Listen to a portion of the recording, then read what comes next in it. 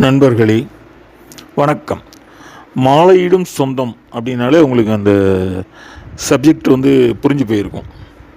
ஒரு கல்யாணத்தை, அது ஒரு கல்யாணங்கிறது ஒரு சடங்காக இருந்தாலும் அதில் எத்தனை விதமான திருப்பங்களும், நம்மளோட ஈடுபாடும், ஒரு டென்ஷனும், அப்புறம் சந்தோஷமும், எவ்வளோ விஷயம் ஒரு மேரேஜில் அடங்கியிருக்குது. திருமணத்தை ஆயிரங்காலத்து பயிர்னு சொல்கிறோம். ஆனால் சில நேரங்களில் பார்த்தீங்கன்னா ஒரு 1000 நாட்கள் கூட அந்த கல்யாணம் ஓடிட மாட்டேங்குது. இப்போ கோர்ட்டில் சில நேரங்களில் சில பேர் போடுற கேஸை தள்ளுபடி பண்ணுறாங்கல்ல. இது நீங்கள் கோர்ட்டோட நேரத்தை வேஸ்ட் பண்ணுறீங்கன்னு ஃபைனையும் போட்டு விட்டுறாங்க. அந்த மாதிரி கேட்டகரியில் வர்றது தான் நிறைய அந்த டிவோஷனல் கேஸ், மனமுறிவுக்கு வர்ற நிறைய வழக்குகள் பார்த்திங்கன்னா இந்த மாதிரியான பிரிவில் இருக்குது. அவங்க அந்த கல்யாணம் பேசும்போது பேசி திரிகிறதும், அப்புறம் பார்த்து அதனுடைய அந்த எல்லா ஜாதகத்திலேருந்து எல்லா இதையும் ஒத்து எல்லாம் வாங்கி வச்சுக்கிட்டு கொஞ்சம் கூட அட்ஜஸ்ட் பண்ண இடம் இல்லாமல், மனசு இல்லாமல் தான் இந்த மாதிரி ஒரு முடிவுக்கு வராங்க. ஒரு கேஸில் ஒரு வச்சலாங்கிற ஒரு வக்கீல் பார்த்தாங்க. இது எந்தனுடைய இதுக்காக இவங்க டைவர்ஸ்க்கு வராங்க அப்படின்னு பார்த்தா அவங்க புரிஞ்சுக்கிட்டாங்க. என்ன அப்படின்னா, 2 பேருமே ஏர்ன் பண்ணுறாங்க, மாப்பிள்ளையும் பொண்ணும். பொண்ணு கொஞ்சம் கூடவே ஏர்ன் பண்ணுது. அப்போ பொண்ணு அடிக்கடி அவங்க பிறந்த வீட்டுக்கு யார் இருக்காங்கன்னா அவங்க அம்மாவும் அவங்க பாட்டியும் இருக்காங்க. அவருடைய ஒரே பொண்ணு, யார் இல்லைன்னா கணவர் இல்லை, அப்பா இல்லை பொண்ணுக்கு. அப்போ போயிட்டு வரும்போதெல்லாம் ஏதாவது ஒரு பிரச்சனையை கொண்டு வருது. இவங்க வீட்டில், மாப்பிள்ளை வீட்டில் கொஞ்சம் அட்ஜஸ்ட் பண்ணி போக மாட்டுக்கு. கடைசியில் என்ன அப்படின்னா, அவங்க அதை விரும்புகிறாங்க. பொண்ணு வீட்டில் சில நேரங்களில் லீவ்லேயோ மற்ற இதுலேயோ வரும்போது கூட கொஞ்ச நாள் இருக்கட்டும் அப்படி இப்படின்னு. இதில் என்னென்னா, அது வேலை பார்க்குற இடத்துக்கு, ஒரே ஊரில் 2 பேர் இருக்கிறதுனால வேலை பார்க்குற இடத்துக்கு அந்த பொண்ணோட வீடு அவங்க தாய் வீடு பக்கத்தில் இருக்குது. அப்போ கடைசியில் கதை எப்படி வருது அப்படின்னா, அந்த மாதிரி எங்கள் அம்மாவுக்கும் பாட்டிக்கும் நான் என்னுடைய சம்பளத்தில் ஒரு 25% கொடுக்கணும் அப்படின்னு. அப்போ அவங்க எப்படி கொண்டு வராங்கன்னா, இதை முதல்ல பேசியிருக்கலாமே, நீங்கள் எல்லாம் சேமிப்பு எல்லாம் வச்சுருப்பி இது பண்ணுவீங்கன்னு சொல்லிட்டு தானே கல்யாணத்தை எடுத்தோங்கிறாங்க. ஆனால் 2 பக்கம் பார்த்தாலும் அது கொஞ்சம் 2 சைடும் இதாக தான் தெரியுது. ஆனால் மாப்பிள்ளை கொஞ்சம் விட்டு கொடுத்து தான் ஆகணும், ஏன்னா முடியாத பட்சத்தில். சரின்னா அவர் மாப்பிள்ளை நல்ல குணமாக இருக்கிறத அட்ஜஸ்ட் பண்ணிட்டு வராரு. அப்போ என்ன அப்படின்னா, அந்த பொண்ணு ஒரே பிடிவாதமாக டைவர்ஸுக்கு தான் நிற்கிது. இல்லை, என்னோட இந்த ஃபேமிலி ஒத்து வராது, எனக்கு டைவர்ஸே கொடுக்குங்க. ஏன்னா இது ஒரு காரணமே கிடையாது. என்ன இது ஒரு சொல்லப்போனால் இது ஒரு சப்ப மேட்ரு மாதிரி இருக்குது. இதுக்கு போய் நீங்கள் பிரிவீங்களா? இன்னும் உங்களுக்கு இன்னும் அடுத்தது குழந்த வரும். சொன்ன மாதிரி அது ஒரு 1.5 வருஷம் கூட ஆகலை, அதுக்குள்ளே இந்த கதை. கடைசியில் அந்த வருத்தத்தோடு அந்த லேடி லாயர் என்ன சொல்கிறாங்கன்னா, அவங்க பிரிஞ்சிடுறாங்க மியூச்சுவலாக. அப்போ இப்படி தான் நிறைய இருக்குது. இப்போ நம்ம இந்த பாட்டு கேட்டிருப்போம், உயிரே உயிரின் ஒளியே ஒரு நாள் உறவாய் இருவேன் அப்படின்னு. அதாவது என்னை ஒரு நாளாவது நிம்மதியாக இருக்க விடு, அந்த மாதிரி கேஸ் இருக்குது 2 பேர் சைட்லேயும். இதில் அவர் மாப்பிள்ளை தண்ணி அடிச்சுட்டு இல்லை ஒரு சந்தேக கேஸு, அதெல்லாம் நம்ம விட்டு தள்ளிடணும். அதெல்லாம் நம்ம பேசவே கூடாது. ஏன்னா முறைப்படி அந்த பெண்ணு பாதிக்கப்பட்டாலோ ஆண் பாதிக்கப்பட்டாலோ இப்போ அது அவங்களுடைய சுதந்திரங்கிற கேட்டகரியில் அவங்க பிரிஞ்சு தான் ஆகணும். அதெல்லாம் சொல்லலை. காரணமே இல்லாத இதுக்காக இது பண்ணக்கூடாது. இப்போ இது கதையாக இருந்தாலும் படமாக இருந்தாலும் அந்த பொம்மைக்குட்டி அம்மாவுக்கும் அதுவும் நிறைய பேருடைய வாழ்க்கையில் இருக்குது. ஒரு குழந்தை வச்சுருக்காங்க, அந்த குழந்தைய அவங்க இழந்துடுறாங்க. அதுக்கப்புறம் அவங்களுக்கு குழந்தை பிறக்காது. இந்த நேரத்தில் கணவன் தத்து எடுத்து வளர்க்குறதுக்கு விரும்புகிறாரு, மனைவி விரும்பலை. அதுக்கப்புறம் அந்த கதையில் வேறு பிரச்சனை வருதுன்னு வைங்க. அப்போ உனக்கு நான் தான் குழந்த, எனக்கு நீ தான் குழந்த வாழணும்னு அந்த பொண்ணு முடிவு எடுக்குது. இவர் குழந்தை மேலே ரொம்ப இதாக இருக்கார். இப்படி இருக்குது. அப்போ 2 பேருக்குள்ளே இது பண்ணி போகணும், அந்த மாதிரி இருக்குது.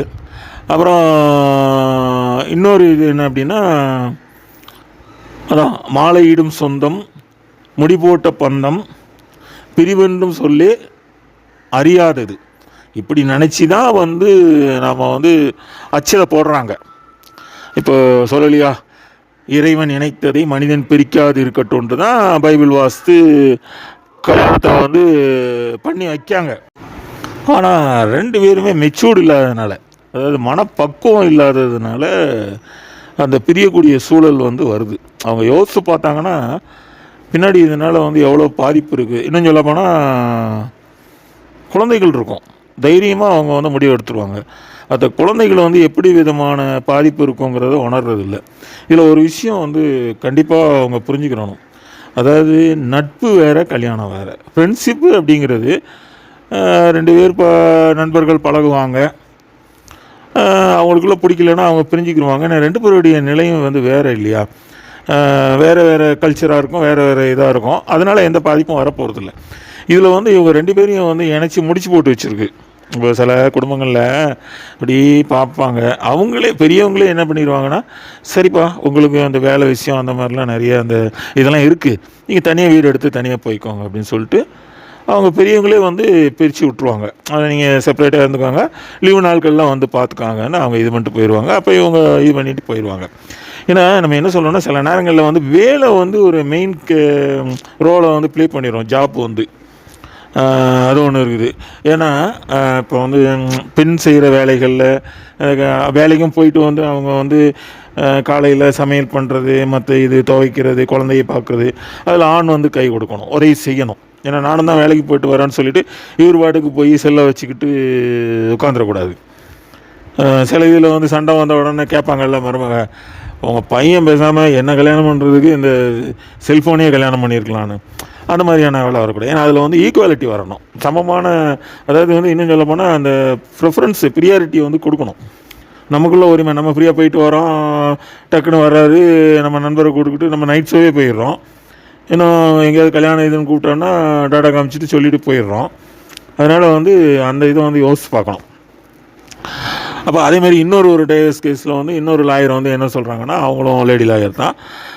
அது எதனால் வருது அப்படின்னா, பிரிவு எப்படி வந்திருக்குது அப்படின்னா, அந்த அம்மாவுக்கு, அந்த லேடிக்கு வந்து டான்ஸில் ரொம்ப ஆர்வம்.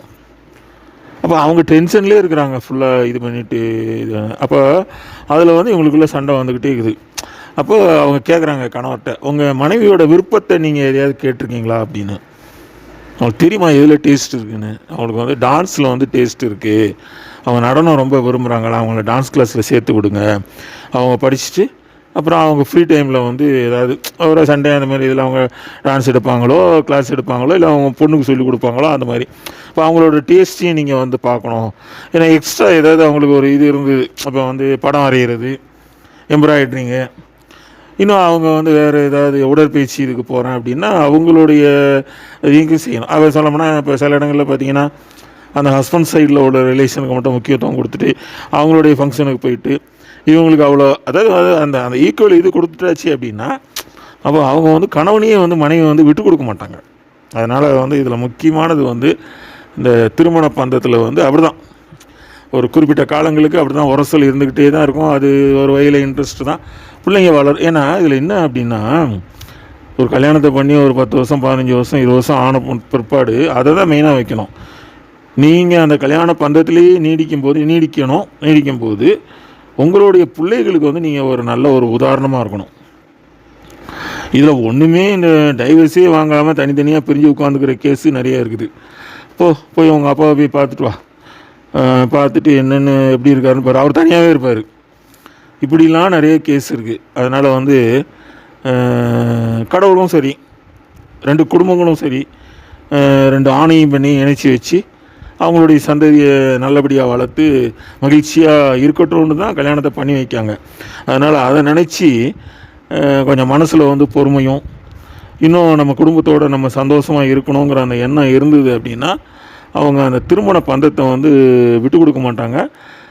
மற்றவங்களுக்கு வந்து அவங்க உதாரணமாக இருப்பாங்க. ஏன்னா அதில் வந்து எந்த விதமான காழ்ப்புணர்ச்சி, ஈகோ, அதான் நீ பெரியவனா நான் பெரியவளா அப்படிங்கிற அந்த இதெல்லாம் வராமல் பெரியவங்களை மதிக்கிறது. வேறு என்ன, அது அடுத்தவங்கள்ட்ட கூட சில விஷயங்களை சொல்லாமல் கடவுள்கிட்ட முறையிட்டால் சில நேரங்களில் அது வந்து கிடைச்சிட போகுது. இப்போ 2 பேருக்குமே எந்த விஷயத்துலேயும் மனசை வந்து கோவப்படுறதுக்கு, தவறு செய்கிறதுக்கு வாய்ப்பு இருக்குது, இறங்கி வர்றதுக்கும் வாய்ப்பு இருக்குது. அதை நினச்சி பார்க்கணும். அந்த எண்ணம் இருந்ததுன்னா அந்த திருமண பந்தம் வந்து சொன்ன மாதிரி அது வந்து ஆயிரங்காலத்து பயிராக தான் இருக்கும். மிக்க நன்றி.